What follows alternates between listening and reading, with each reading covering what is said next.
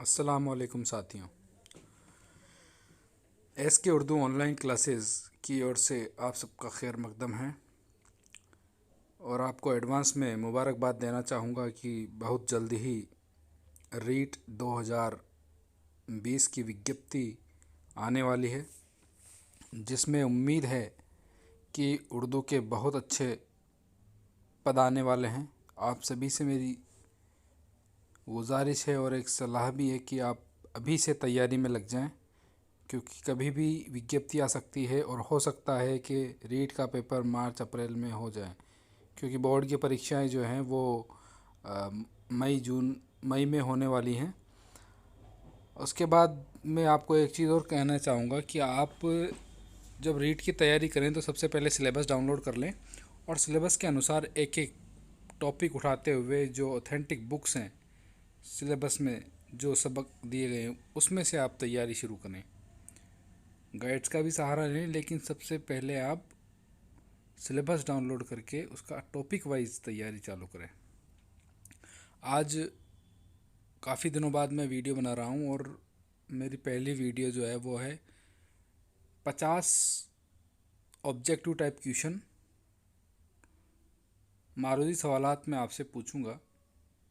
आप अपने मन में जवाब दीजिएगा और फिर जब मैं जवाब सही बताऊं तो उसको जहन नशीन कीजिएगा और याद करने की कोशिश कीजिएगा।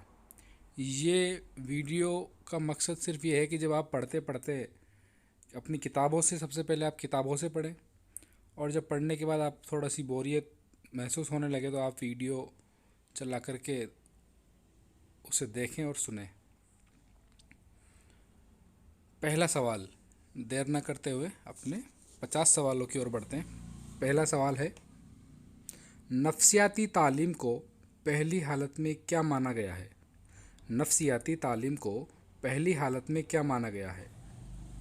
ऑप्शन ए रूह का इल्म, बी दिमाग का इल्म, सी जिस्म का इल्म और डी दिल का इल्म। तो दोस्तों, नफ्सियाती तालीम को पहली हालत में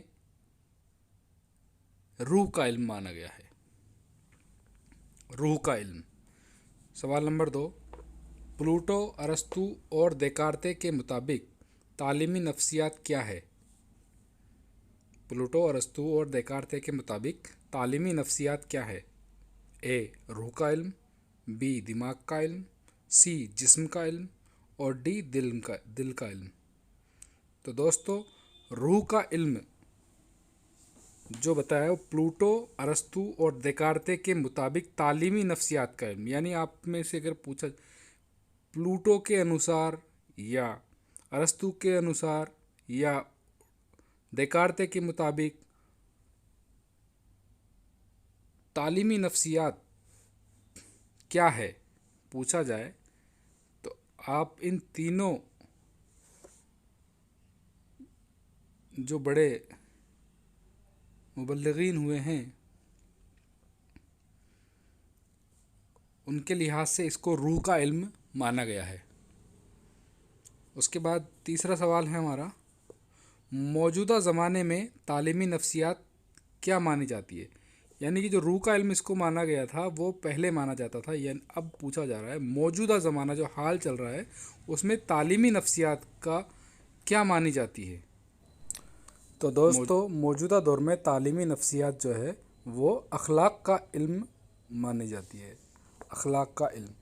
उसके बाद हमारा चौथा सवाल है, नफ्सियात का ताल्लुक़ अखलाक से है, ये किसने कहा? नफ्सियात का ताल्लुक़ अखलाक से है, ये किसने कहा? ऑप्शन है पहला क्रो एंड क्रो, बी देकार्ते, सी मन और डी अरस्तू। तो इसका सही जवाब होगा मन। नफ्सियात का ताल्लुक़ अखलाक से है, यानी अखलाक, हमारे अखलाक कैसे हैं, इसका ताल्लुक़ नफ्सियात से है, ऐसा मन ने कहा। क्योंकि देकार्ते,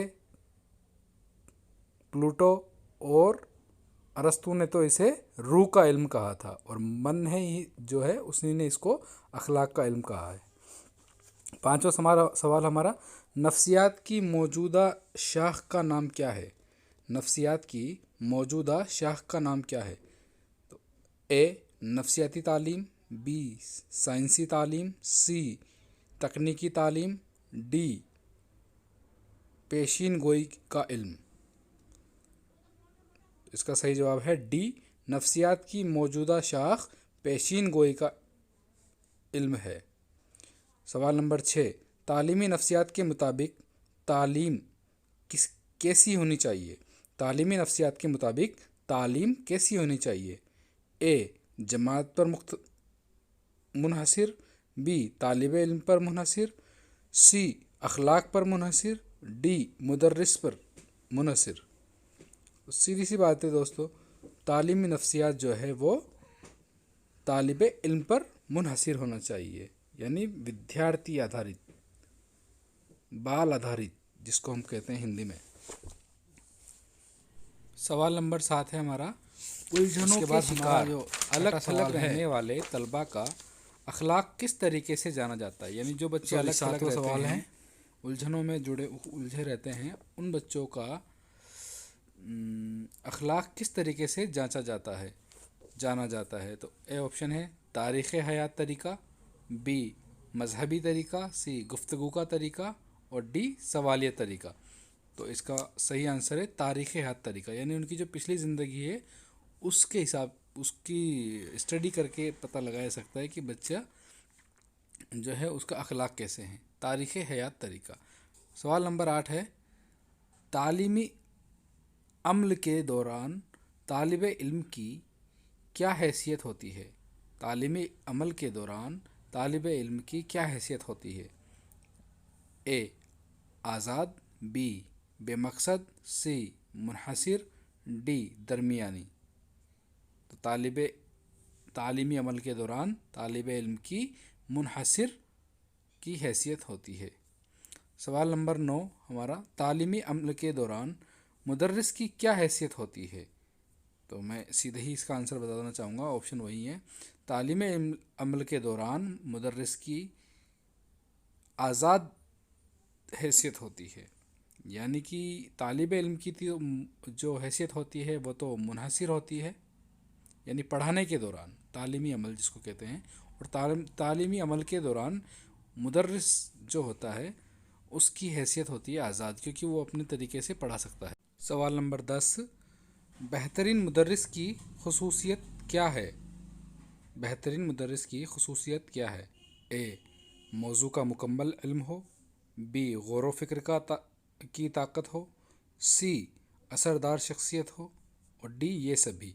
तो दोस्तों एक बेहतरीन मुदर्रिस में ये तीनों ही खूबियाँ होनी चाहिए, यानी इसका सही ऑप्शन है डी, मौजू का भी इल्म हो, गौर व फिक्र करने की ताकत भी हो और असरदार शख्सियत भी हो। अब हम यहाँ सवाल पूछने का तरीका थोड़ा चेंज करते हैं। अब हम डायरेक्ट सवाल पूछेंगे और डायरेक्ट उसका जवाब बताएंगे, क्योंकि वीडियो ज़्यादा लंबी हो जाएगी। उसके बाद आप कमेंट्स में बताइएगा कि आपको ऑब्जेक्टिव चारों बताने वाला तरीका सही लगता है या डायरेक्ट सवाल और जवाब बताने वाला तरीका सही लगता है। तो सवाल नंबर 11 है, मुदर्रिस की ज़िम्मेदारी क्या है? मुदर्रिस की ज़िम्मेदारी क्या है? ऑप्शन डी है ये सभी। तो मैं आपको चारों खूब ज़िम्मेदारी था। ए तलबा की रहनुमाई करें, बी तलबा पे तनकीदी नज़र हो, सी मुनासिब तरीका तदरीस हो। ये सभी एक मुदर्रिस की खूबियाँ हैं। तालिब इल्म के सवाल नंबर 12, तालिब इल्म की तालीमी मेयार को जानना कौन सा काम है? तो तालिब इल्म के तालीमी मेयार को जानना कौन सा इल्म है? इसका सही ऑप्शन है ए, यानी तनकीदी का इल्म। तनकीदी का इल्म यानी तनकीद का इल्म जो है तालिब इल्म की तालीमी मेयार को जानने का काम है। सवाल नंबर 13, तालिब इल्म के अखलाक में तब्दीली कैसे आती है? तालिब इल्म के अखलाक में तब्दीली कैसे आती है? इसका जवाब है तालीम से। तालीम से। सवाल नंबर 14, तदरीसी निसाब पर तरीक़े में मौजू है, कहाँ अमल में लाए जाते हैं? तदरीसी निसाब, तरीक़े और मंसूबे कहाँ अमल में लाए जाते हैं? तो इसका सही ऑप्शन है ए, स्कूल में। तदरीसी निसाब, तरीक़े और मंसूबे स्कूल में इस्तेमाल किए जाते हैं, न कि घर पे, न खेल के मैदान में, न बाग में। सवाल नंबर 15, बच्चे की ज़हनी और जिस्मानी तरक्की तेज़ी से कब होती है? बच्चे की ज़हनी और जिस्मानी तरक्की तेज़ी से कब होती है? इसका सही जवाब है बचपन में। सवाल नंबर 16, किस दौर में सबसे ज़्यादा ज़हनी और जिस्मानी तरक्की होती है? तो सही जवाब है ए, नौजवानी में। नौजवानी में। सवाल नंबर 17, जिस्मानी सेहत के लिए क्या ज़रूरी है? इसका सही जवाब है सी, ज़हनी सेहत। जिस्मानी सेहत के लिए क्या ज़रूरी है? ज़हनी सेहत। अगर हमारी ज़हनी सेहत सही है तो जिस्मानी सेहत भी सही होगी। सवाल नंबर 18, ज़हनी सेहत की पहचान है? ए, हम आहंगी और मुताबिकत। सवाल नंबर 19, नौजवानी के आलम में जज्बात कैसे होते हैं? तो नौजवानी के आलम में जज्बात बहुत तेज़ होते हैं। सवाल नंबर 20, किस हार्मोन की वजह से नौजवान में गुस्सा और जोश पैदा होता है? तो टेस्टोस्टेरोन टेस्टोस्टेरोन जो हार्मोन होता है उसकी वजह से नौजवान में जोश और गुस्सा होता है। सवाल नंबर 21, नौजवानी की खसूसियात क्या है? तो दोस्तों नौजवानी की खसूसियात जो है तेज़ी से जिस्मानी तब्दीली। तेज़ी से अगर जिस्मानी तब्दीली हो रही है तो ये नौजवानी की एक खसूसियात है। इसके जो दूसरा ऑप्शन है मैं आपको बताना चाहूँगा। बी ऑप्शन था इसमें पढ़ने में दिल न लगना, खेल कूदने में दिलचस्पी, पढ़ने में दिलचस्पी। तो इसका जो सही जवाब है वो ए है, तेज़ी से जिस्मानी तब्दीली नौजवानी की अहम खसूसियातों में से है। सवाल नंबर 22, अखलाकी और किरदारी तरक्की कब सबसे ज़्यादा होती है? अखलाकी और किरदारी तरक्की कब सबसे ज़्यादा होती है? तो अखलाकी और किरदारी तरक्की जो है वो सबसे ज़्यादा खुद को बुनियादी तौर पर समझना। जब बंदा अपने आप को खुद को बुनियादी तौर पर समझने लगता है तो अखलाकी और किरदारी तरक्की सबसे ज़्यादा होने लगती है। सवाल नंबर 23, कौन सा काम ज़िंदगी भर हो सकता है? तो कौन सा काम हो सकता है? खुश रहना, खेल कूदना, लुत्फ़अंदोज़ी या इल्म सीखना। तो इसका सही जवाब है इल्म सीखना। इल्म सीखना ज़िंदगी भर हो सकता है। एक ऐसे कहा भी जाता है कि माँ के पेट से कब्र तक इल्म हासिल करो। तो एक मुसलमान मर्द औरत पर यह फ़र्ज़ है कि वो अपनी ज़िंदगी भर इल्म सीखें। ज़रूरी नहीं वो स्कूल में ही सीखे, इल्म कहीं भी किसी से भी सीखा जा सकता है। सवाल नंबर 24, अक्ल किसे कहते हैं? अक्ल गौर व फिक्र की ताकत जो होती है उसे अक्ल कहते हैं। यानी जिस शख्स के पास गौर व फिक्र करने की ताकत होती है वो अक्लमंद कहलाता है। सवाल नंबर 25, इल्म हासिल करने की ताकत क्या कहते हैं? इल्म हासिल करने की ताकत को अक्ल कहते हैं। इल्म हासिल करने की ताकत को अक्ल कहते हैं। रफ़ाकती तालीम या कोऑपरेटिंग लर्निंग किसे कहते हैं?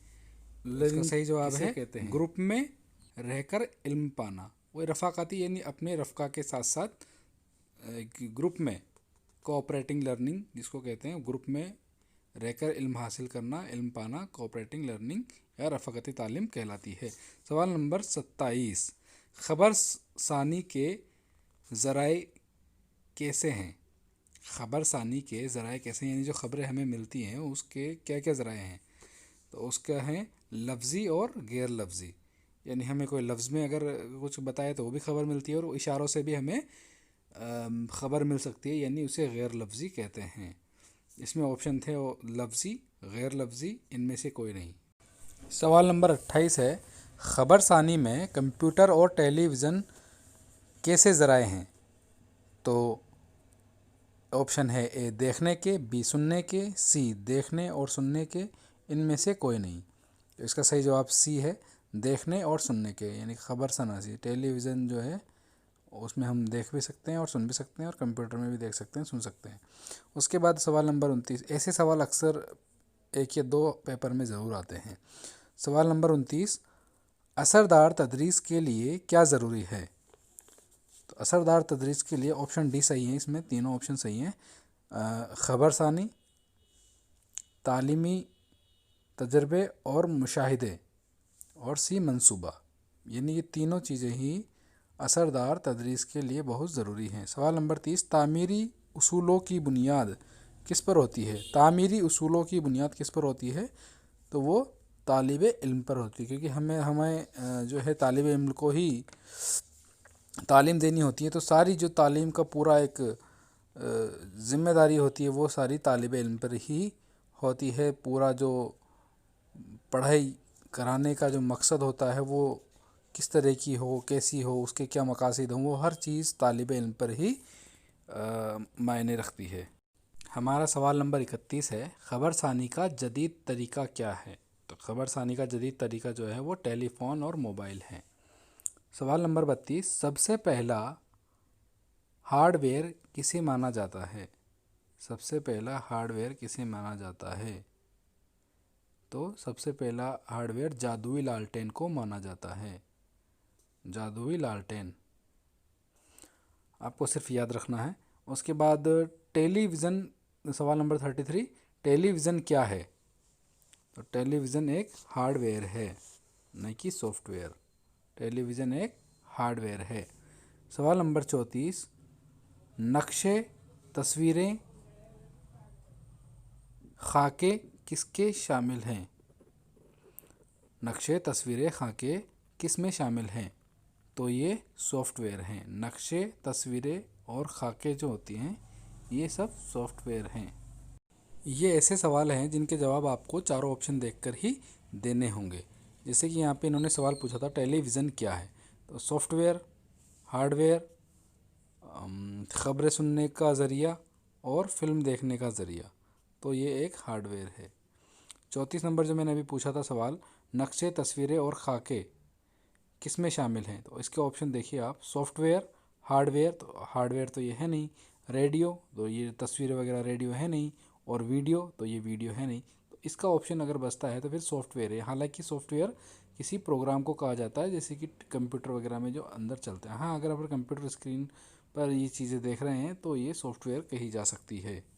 सवाल नंबर 35, बरक़ी दिमाग, बरक़ी यानी बिजली का दिमाग, किसे कहते हैं? तो सीधी सी बात है, रेडियो, कंप्यूटर, मोबाइल और एटम बम। तो बर्क़ दिमाग यानी तेज़ दिमाग कंप्यूटर को ही कहा जाता है। बहुत आसान सवाल पूछे जाते हैं इसमें, एजुकेशन साइकोलॉजी में, शिक्षा मनोविज्ञान जो उर्दू का होता है उसमें आपको अगर थोड़ी भी समझ है तो आप आसानी से कर पाएंगे।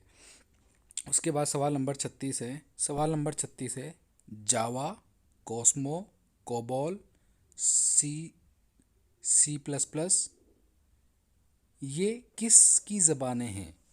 तो आप जो भी कंप्यूटर के बारे में जानते हैं वो सब जानते हैं, ये कंप्यूटर की ज़बान, कंप्यूटर में जो भाषा चलती है वो सी प्लस ज़्यादा चलती है, ये उसकी ज़बान है। सवाल नंबर 37 है, तालीम में कौन सी चीज़ें मददगार हैं? तालीम में कंप्यूटर बहुत ही मददगार हैं। सवाल नंबर 38, आम तौर पर पेडागोजी का मतलब क्या है?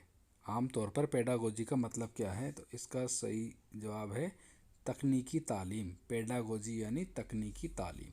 सवाल number 39, projector, radio, tape recorder कौन सी चीज़ें हैं? तो ये दोस्तों हार्डवेयर हैं। सवाल नंबर 40, छपाई मशीन किस तरह की चीज़ है? तो ये भी एक हार्डवेयर है। खबरसानी से मुतालिक भी जिस पेज पर ख़बर देखते हैं वह क्या है? तो दोस्तों वह वेब पेज कहलाता है। यानी कि जो हमारी वेबसाइट पर जो पेज होता है, हम फेसबुक वगैरह पर देखते हैं, जो हमारे सामने जो दिखाई देता है वह एक वेब पेज होता है। सवाल नंबर 42 जो है, सीपीयू की कीबोर्ड कौन सी चीज़ें हैं? तो सीपीयू, कीबोर्ड ये सब क्या है? हार्डवेयर हैं। उसके बाद 43, कंप्यूटर का दिमाग किसे कहते हैं? दोस्तों कंप्यूटर का दिमाग सीपीयू को कहा जाता है। रहनुमाई, मश्क की सहूलियत, मसले का हल किस चीज़ में है? कंप्यूटर में। रहनुमाई, मश्क की सहूलियत, मसले का हल, ये सब कंप्यूटर में है। पेडागोजी के ख़ास काम क्या? सवाल नंबर 45 था हमारा, पेडागोजी के ख़ास काम क्या है? तो पेडागोजी के ख़ास काम है तकनीक का इस्तेमाल हो, इल्म की तरक्की हो और इंसान की तरक्की हो। ये तीनों ही ऑप्शन सही है। सवाल नंबर 46, WWW का पूरा नाम क्या है? तो इसका जो है वर्ल्ड वाइड वेब, इसकी फुल फॉर्म है WWW की, वर्ल्ड वाइड वेब। उसके बाद सवाल नंबर 47 है हमारा, तालिब इल्म की खसूसियत क्या है? तो तालिब इल्म की खसूसियत, उसके अंदर क़ुव्वत इरादी, अगर एक तालिब इल्म है और उसमें क़ुव्वत इरादी है, इरादा करने की क़ुव्वत है, तो वह एक अच्छी खसूसियत तालिब इल्म की है। सवाल नंबर 48 है, तालीम हासिल करने वाले को क्या कहा जाता है? तालीम हासिल करने वाले को तालिब इल्म कहा जाता है। उसके बाद सवाल नंबर हमारा 50 है, तालिब इल्म की ज़िंदगी का बेहतरीन ज़माना कौन सा है? तालिब इल्म की ज़िंदगी का बेहतरीन ज़माना जो है वो इल्म हासिल करने का ज़माना है, इसीलिए तो उसको तालिब इल्म कहा जाता है। सबसे बेहतरीन ज़माना इल्म हासिल करने का ज़माना कहलाता है। और आखिर में एक सवाल सनाए बदाए से मैं आपसे पूछना चाहता हूँ, आपको इसका जवाब कमेंट में देना है। नाजुकी उसके लब की क्या कहिए, पंखुड़ी एक गुलाब की सी है। नाजुकी उनके लब की क्या कहिए, पंखुड़ी एक गुलाब की सी है। इसमें कौन सी सिनत का इस्तेमाल किया गया है? कई बार पूछा जा चुका है, इम्पोर्टेंट सुनाया बताया है।